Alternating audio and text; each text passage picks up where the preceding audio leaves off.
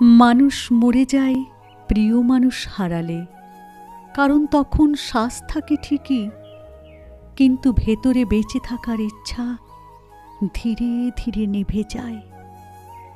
একজন প্রিয় মানুষ দূরে সরে গেলে তার শূন্যতা ভরিয়ে তোলে চারদিক। যত আনন্দই আসুক জীবনে, মৌন আর আগের মতো উজ্জ্বল হয় না।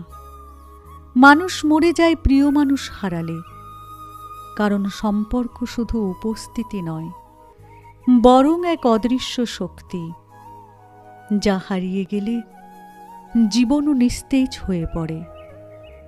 সবচেয়ে বড় কষ্ট হল বাহিরের পৃথিবী দেখে নয় হাসি মুখ, কিন্তু অন্তরের মৃত্যু কেউ কোনোদিন টের পায় না।